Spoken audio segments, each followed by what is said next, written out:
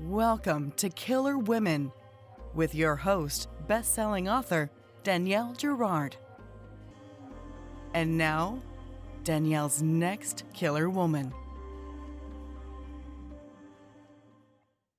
Hello, and welcome to Killer Women Podcast, a proud member of the Authors on the Air global network with more than 4 million listeners. I am your host, suspense author Danielle Girard, and my guest today is Maggie Thrash. Maggie is a lesbian writer wrestling with important themes, including sexuality, transphobia, and identity. She is unafraid of plumbing dark waters with an off-kilter humor and storytelling bravado reminiscent of the writing of Nell Zink, Alissa Nutting, Donna Tartt, and Ottessa Moshfegh, as well as series such as Euphoria, Skins, Yellowjackets, Bad Sisters, and Fleabag. Besides Honor Gin, she is the author of Lost Soul, Be at Peace, as well as 2 other novels for young adults. Born and raised in Atlanta, she now lives in New Hampshire. Welcome, Maggie. Thank you. Happy to be here. So fun. Okay, I was just telling Maggie before we got on the air that I devoured her book and finished it like at 1:30 in the morning last night. So if I look a little tired, it's Maggie's fault. So before we dig into this fabulousness, and I just posted a quote. If you missed the quote of the week late as usual on March 14th, go back and listen because it's right at the beginning of this book and it's fabulous. Maggie, tell us a little bit about Rainbow Black. Rainbow Black, it's a lot of things. I would describe it primarily as a legal drama set during and inspired by the satanic panic of the late 1980s. It's also a queer Bildungsroman. It's a love story, and it's a murder mystery. So I think there's something for everybody. It is. And it's funny because you're right. There's so much of it is, is basically based upon the sort of the arrest of her parents. And, but I don't think of it as a court drama because it is, as you said, so many more things. And I think the sort of bigger story about this family, about Lacey, about her sister, whose name is, am I pronouncing it? Is it Eclair? Eclair, yes. Which is my daughter's Claire, and it used to be the thing that we, like if she had a sweet tooth, we'd call her Eclair. But anyway, so Lacey grows up. Her parents run a nursery, a daycare, and then of course they are embroiled in this. When those, like you said, satanic panic, when people were drawing out memories. Remember, there was all that. What do you call the hidden memory? Repressed memory. Yeah, it was a big phenomenon where a psychiatrist in Canada kind of invented this technique of memory repression therapy, and he would draw out supposedly repressed memories from children and women and adults, and basically none of the memories that were recovered ever were substantiated. The technique was not substantiated, and it resulted in this nationwide hysteria and a paranoia and fear that child caregivers were committing satanic ritual abuse on children, and then the children would forget about it and years later remember that it occurred. Right. And then that would traumatize them for the rest of their lives. And Lacey's parents end up in prison for a very long time because of this falsified claims, and her sister. It's the whole thing. But what it really is to me also is a story about survival, right? I mean, Lacey is, how old is she when her parents go to prison? She's young, right? She's not even 14 yet. Yeah, she's 14. Yeah. Okay, she's 14. And so she turns 14 in the book, so she starts as 13. Yeah, so she's 13 years old. She has an older sister who is her caretaker for a while. The two of them trying to find, legal representation. And and then she goes on and she has a lot of really, difficult experiences, as you said. And because of the time as well, it was, it's hard. Being a lesbian also comes with these connotations of like, mental illness, or like, if you choose to be a lesbian, is the way the book puts it. If you choose to be a lesbian, you're mentally ill. But but if it's not your choice or you don't want to be, then maybe you're more sane. That was I the suggestion that if you don't hate, it's okay to be gay. Pardon me. it was a weird time where it's like, oh, it's okay to be gay. We know you can't help it, but you should hate being gay. And if you don't hate yourself, you're mentally unwell. You have a mental illness.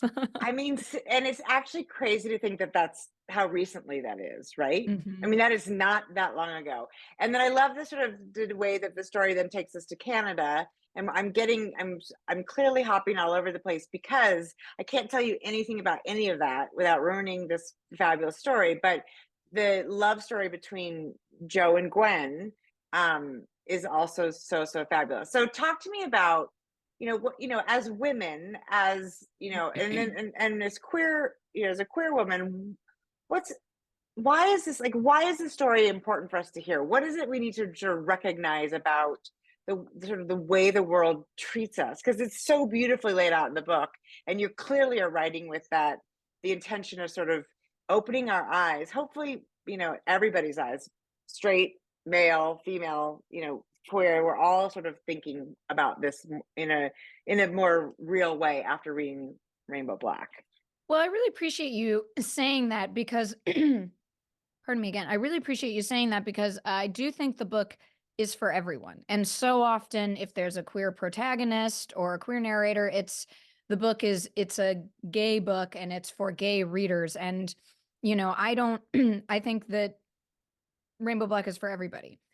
And I guess what I'm definitely interested in readers taking away from it is kind of realizing, as you were just expressing, that this time was not that long ago and that America's Puritan past, we have never had closure on that.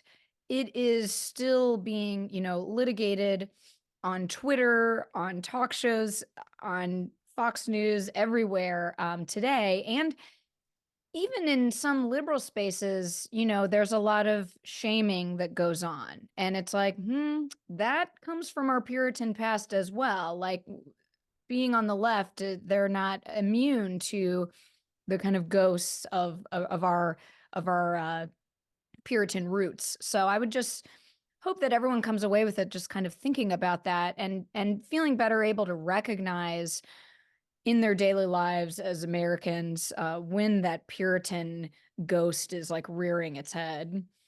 It's so true. And even so, like, one of the things I thought was really startling, and of course I know, it's a thing we know, but to see it sort of in close up in the story, and this is primarily just a wonderful story. So I think I in my enthusiasm about a book, I oftentimes like dig to the sort of most granular parts of it and want to like explore those. And so that's the lens through which I see a story. But it's a wonderfully powerful story. What Lacey does, what what Dylan goes through, there's what Claire goes through, and I mean and then the parents, of course, too, who are the whole thing, dealing with this whole story from their prison cells in different detention centers as innocent people.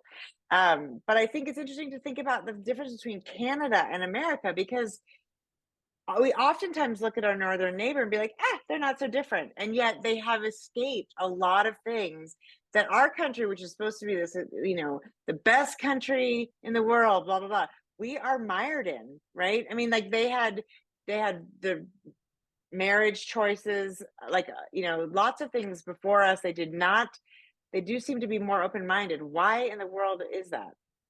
Well, it's interesting because of course, they have the same violent colonial history as America does, but they just don't seem to be as haunted by Puritanism, because I think that's the distinction, is that Yeah. I think the fact that our American settlers were Puritans, that is why they came Mhm. here.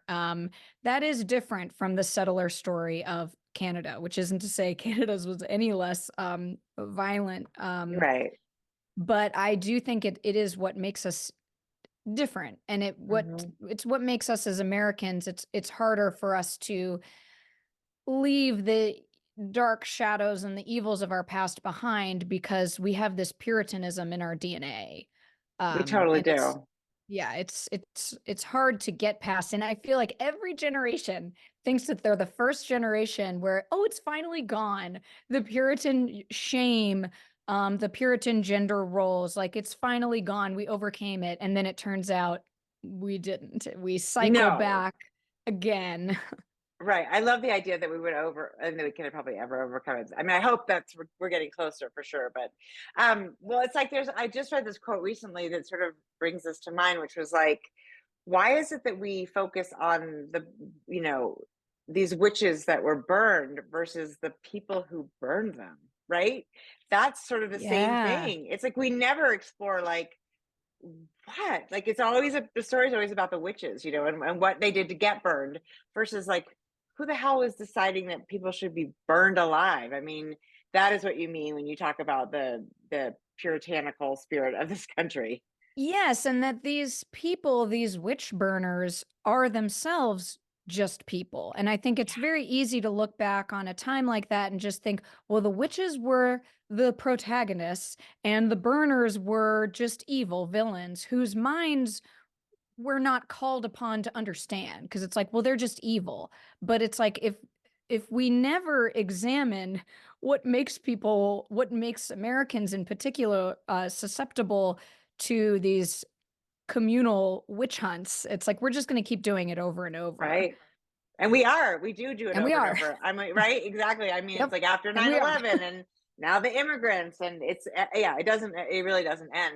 One of the things I like about, I really enjoyed about the book is that it really, like, this is not a book where you're pointed to who's evil and who's not evil, because everybody makes, and Lacey is forced to make some very difficult decisions. She also makes some decisions that she's not necessarily forced to make, that again, this is a kid who's on her own at 14, so she makes some questionable decisions, and in protection of people who are close to her. And one of the things I love too is that there's this insinuation in the story, particularly at the end, and this is not ruining anything, about whether or not she made those decisions of free will. For instance, do we, when we love somebody so much, do we do things for them thinking that it's our choice, but maybe it's not? Which I thought was a fabulous point, and one really worth exploring, right? I mean, thank you. I'm glad that you find that point interesting, because it's something that I've always been interested in, this idea that that if you're really embedded and in love with someone, you do lose your free will. You have lost part of your identity. You've become an identity with them. And that is both romantic and frightening. Yeah. And you see it with the parents too, right? I mean, it's totally true. You sort of accept it when you're a parent. Like, okay, I understand. And it's true, right? We all know we would do anything to protect our children. And that gets ugly. But it's different when you're talking about two adults, right? Or sisters, or it is I thought that was really fascinating. And it's something we don't think we explore, to what, and even things that are not explicitly said out loud. Not like, I mean, because of course there's those situations where somebody does something based on something, somebody is really actively, encouraging them to do this bad thing. Your kitty wants out. Yeah. That's cute. Oh no, that's fine. I have a dog who may or may not show up. Like, So she's just gonna keep meowing. This is a safe space for animals. But yeah, like things that aren't explicit. So that's another thing. There's this, and especially for the two people that in the book who really known each other, basically their whole lives, and they end up, you sort of extrapolate what you think that person wants from you without necessarily having a conversation about what they really want from you. And we do learn that basically what they wanted from each other was maybe not what they thought they wanted from each other, which it feels so relevant, right? It feels so spot on. We don't understand each other very well. We really don't. And that's a scary thing to confront. Yeah. Especially in a long relationship. So I thought, I think that is really, and there's the dynamics of siblings and fathers and daughters, and the way they, at that time with all the, the satanic panic with and we still have these, I'm sure, the sort of kids who express that they were touched in a weird way. And of course, kids are touched in weird ways and inappropriate ways, and that's horrible. But there do exist also cases where it's children are impressionable and they misunderstood somebody trying to get them to say something. I'm not going to say. And like I don't want who to sound gets pro. No, I know that you're not. What I think what you're trying to say is that, in a hysteria like the satanic panic, where a lot of children were convinced by professionals, by psychiatric professionals, that they had experienced abuse that they hadn't experienced, that was fabricated, who really suffers? The children who suffer are the ones who experience abuse, and then no one believes them because this hysteria happened where all of these charges were false. And it makes it absolutely impossible for a child who did experience this to be heard. So it's a really tragic phenomenon that happened, that a lot of children were traumatized into believing they'd experienced imaginary abuse. Right. Meanwhile, children who had experienced abuse are being totally marginalized and ignored. Right. Which we see in this book too. I mean, this is the thing is, we get this, who's the real victim in the story? And that's true of, the parents are victim, the victim of the system. There are so many levels of, and where the system fails. And, that again becomes that sort of question about because we're in Canada at that point, how is the American justice system going to fail us? Because it's sort of accepted that it is going to fail the characters. And it's like, to what extent? And the way it's wrapped up is beautiful because it's there's no pretty bow. There's just that satisfying, yep, this is exactly how this works. And I appreciate that. Of course, once in a while, who doesn't love a pretty bow, but really the authenticity of, the way that the book ends this is the kind of book that stays with you, Maggie. It's the kind of book that you think about for a long time. Well, thank you. And it is important to me that to show a story where maybe there's not a bow at the end, but that inner peace is possible, that you can be at peace with lack of justice in a weird way. Yeah. And it doesn't sound positive, but it's like, to me, it's important. I think also it's sort of at the end, it isn't justice the way we would sort of the way that the Marvel would have it work out. Sure. But it is justice in the sense that everybody has to own the stuff that they did. Mm-hmm. And, so I'm not, and there are beautiful bows in the story, but it's not, it's not that kind of, I think that's the kind of book that really does stick with you, is the one where it has you thinking is that, that's probably how it would have happened. And how would we feel about that? And if the media got hold of this story, right, would they have pushed for a different ending? Because that's the other thing, right? It really depends on who you are and what kind of support you can get for your story. Because the more it's like the Innocence Project, the more sort of attention you can get for your story, the more likely a case is to look at, a judge or court is to look at it again, which I think is super powerful. The other thing this is another, I'm going to read a quote from the book. It's sure. About when the sister talks, she gets this book. The main character gets a book called I Saw Marilyn Monroe in 1980. And there's a quote about this. I love it. I'm just going to make sure I get it. At the center of the chapel was an enormous, grotesque statue of Jesus being tortured to death on a cross. I felt appreciative of the very thing that had caused my mother to flee her strict Catholic upbringing, the portraying of suffering as holy. The night of the dance, Eclair had asked me why I was afraid to be beautiful. It was because the world destroyed beautiful things. I understood now. But was it possible they could come back under a different name, like how Jesus returned as the Holy Ghost? Or how, according to Aaron's book, Marilyn Monroe went from Norma Jean to Marilyn, then back to Norma Jean, which I thought that was really, it's sort of that idea that in our lives we are, I mean, not the way Jesus did it, but we are we are resurrected and recreated through every sort of major thing that happens to us. And I thought that was beautifully put.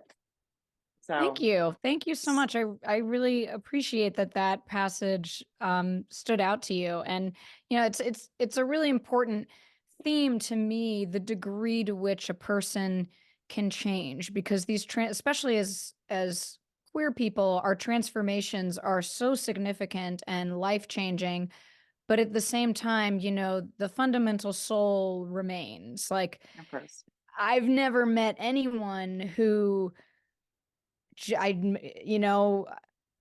just anyone I'd known, and then I met them later and thought they've become a completely different person. It's really just they've adopted different attributes, they've adopted different values. I think people's values can change. Yeah. And I think that's probably the main way people change is through their values and through the actions that they commit based on those values. But the soul, and another thing that's sort of scary about childhood psychology is confronting the possibility that our souls and our psychologies are fully formed by the time we're like 9 years old, and then it's done. Your life is pretty much just a series of reactions after that, because your psychology is set in stone.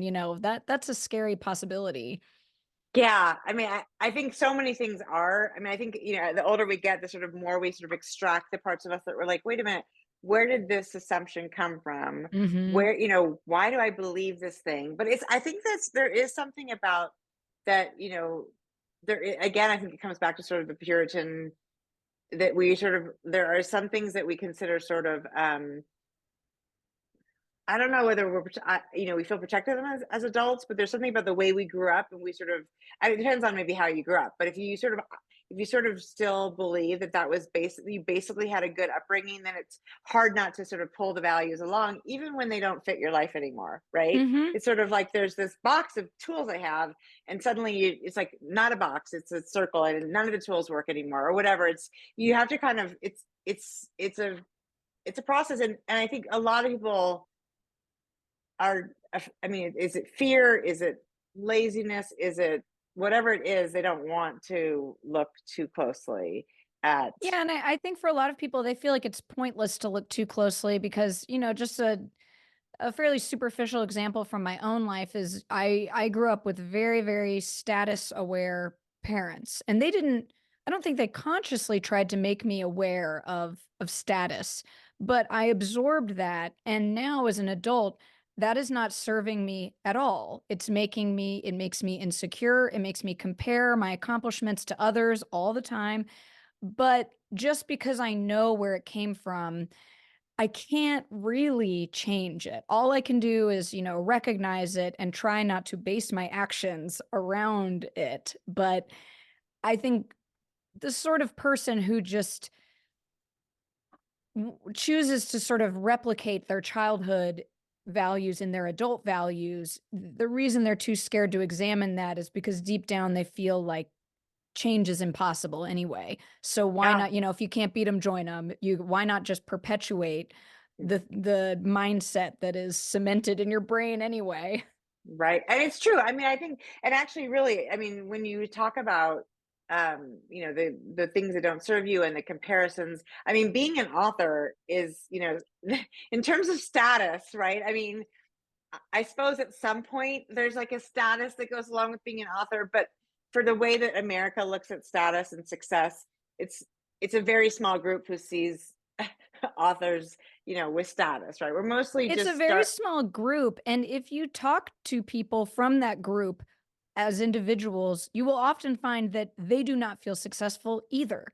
Yeah. The benchmarks they set for themselves in terms of their art or the way that the public receives them have not been met. So it's truly, to be a writer is just a grueling grind of just Self-torture. humiliation at every step of the ladder. It really is. We're not selling it very much here, Maggie. So why do we do it? Why do you do it? I feel truly like it's a compulsion. Do you feel like you have you ever made a choice. For me, I've always just felt like it was an absolute compulsion that was really outside of my control. Yeah, 100%. Yeah. I tried to not do it for a while. I was like, I'm gonna do something that actually like earns a living and I can leave it at home at the end of the day. And that did not work. Yeah, it is a compulsion. But I think if you're out there and you have the compulsion, then it has beautiful moments, right? It's magic when Oh, it absolutely. I works. wouldn't trade it, No, me neither. But also, right. Also, we're but it's probably also not gonna. torture. It's also torture, and our next car is probably not going to be a Lamborghini. So there you go. Yep. If your goal is that, then you probably need to think about something else to do. Well, I would like you. Are you working on something right now? Do you hate when people ask that? You're like, we're celebrating my book, and like now we want to know what you're working on next. No, I don't hate that question. I just feel like I often have an unsatisfying answer. For the last 2 years, I have written the first 100 pages of 3 different books and then Ah, abandoned them because the way my process works, I like to be very experimental, so I try a lot of things, but that also means I'm failing a lot. So I just started something. Hopefully, it's fourth time's the charm. there you go. But, I just keep trying and trying until something like really feels right. And sometimes that takes a really long time. Yeah, fair. No, I think that, and it's not failing. I know this is what I have to tell myself. It's not failing. It's just not good enough, right? Like you have a high bar for yourself. So a lot of people would have taken those 100 pages and made them 400 pages and tried, put them out in the world.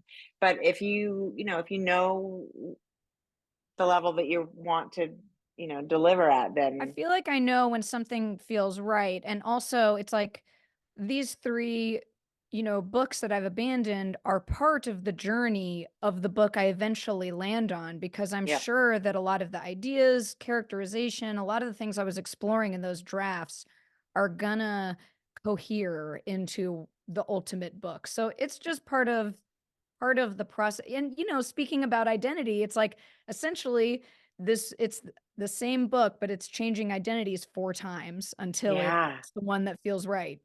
I love that. Well, yeah, and that makes total sense. So you're obviously not. You are not a plotter, No. outliner.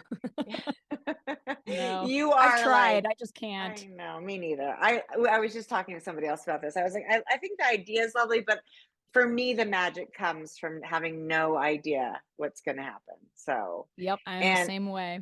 I'm curious. So when you finish the sort of draft of Rainbow Black that went to your agent, your editor, whatever, how close is it?